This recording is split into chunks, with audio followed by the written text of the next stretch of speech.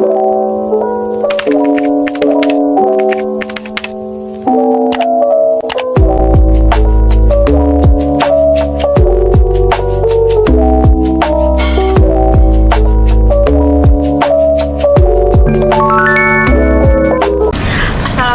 warahmatullahi wabarakatuh. Perkenalkan, nama saya Sarah Madanti. Di video kali ini saya akan menjelaskan tentang mengelola perubahan dan penolakan dalam sebuah lingkungan organisasi atau perusahaan.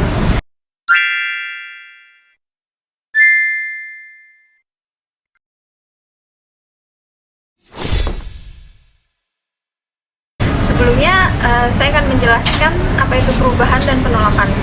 Perubahan adalah keadaan yang berubah, di mana keadaan yang sekarang tidak sama dengan keadaan yang akan datang. Kemudian penolakan adalah cara untuk menyampaikan perasaan tidak setuju terhadap suatu ungkapan. Nah, kemudian apa sih itu manajemen perubahan? Manajemen perubahan adalah bentuk usaha yang dilakukan guna mengelola seluruh akibat yang dihasilkan karena adanya perubahan dalam suatu perusahaan. Manajemen perubahan dilakukan untuk menghasilkan solusi bisnis yang dibutuhkan agar bisa lebih sukses dengan cara yang juga lebih terorganisir melalui metode pengelolaan dampak perubahan pada mereka yang berada di dalamnya.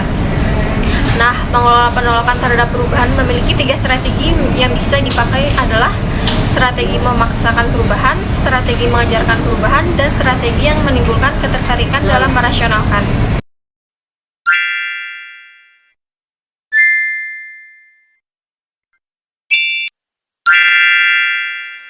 Mengatasi penolakan atas perubahan, ada 6 taktik yang bisa dipakai untuk mengatasi resistensi perubahan, yaitu yang pertama, pendidikan dan komunikasi.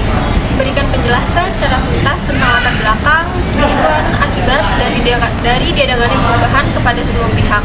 Komunikasikan dalam berbagai macam bentuk, bisa dalam bentuk diskusi, laporan, presentasi, dan bentuk-bentuk lainnya.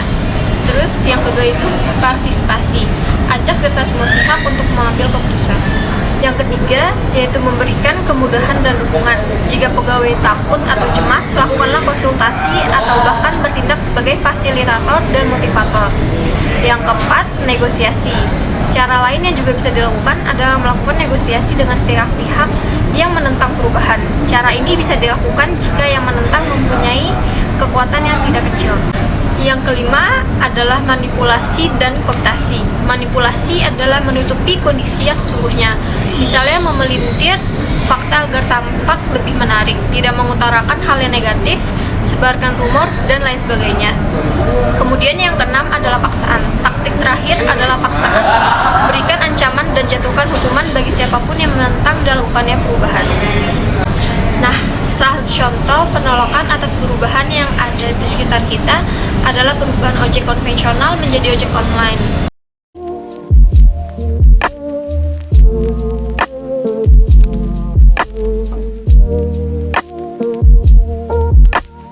Melihat permintaan akan jasa transportasi yang semakin meningkat, seiring dengan berputarnya roda perekonomian di suatu daerah, membuat jasa transportasi semakin dibutuhkan masyarakat untuk menunjang aktivitas mereka.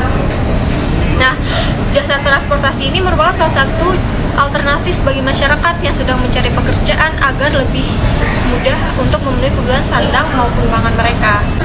Saat sudah terjadi persaingan bisnis transportasi antara transportasi konvensional dan transportasi online, salah satunya transportasi roda 2 yang bisa disebut ojek. Tukang ojek konvensional merasa dirugikan dengan kehadiran ojek online karena menyebabkan berkurangnya minat dan permintaan masyarakat atas transportasi konvensional sehingga membuat pendapatan mereka menurun. Pada umumnya, banyak masyarakat yang beralih menggunakan ojek online dengan alasan lebih mudah serta tarif yang murah dan transparan. Kemudian terjadilah penolakan oleh ojek konvensional yang menolak adanya ojek online, mulai dari mendemo sampai melarang ojek online melewati area pangkalan ojek konvensional. Penolakan terus terjadi, tetapi tidak sedikit pengemudi ojek konvensional yang akhirnya beralih ke ojek online.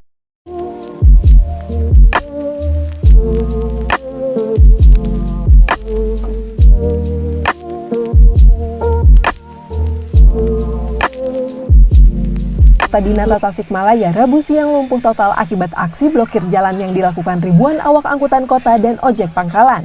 Para pengunjuk rasa meminta pemerintah segera mencabut izin operasional angkutan berbasis aplikasi atau online. Para sopir angkutan dan pengemudi ojek pangkalan ini mengaku pendapatan mereka turun drastis bahkan merugi setelah kehadiran angkutan berbasis online. Dari semua.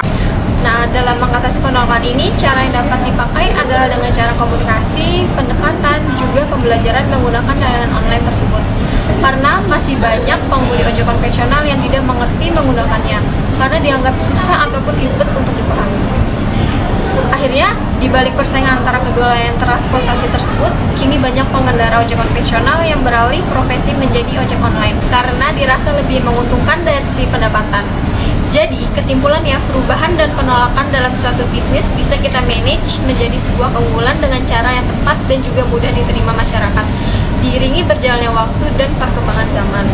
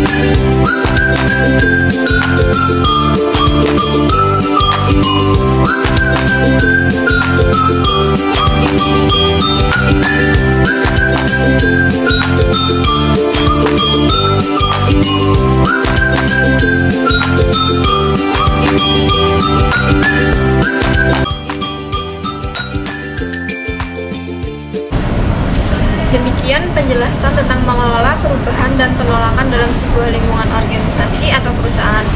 Terima kasih sudah menonton video saya, semoga bermanfaat. Mohon maaf apabila masih ada kekurangan. Wassalamualaikum warahmatullahi wabarakatuh.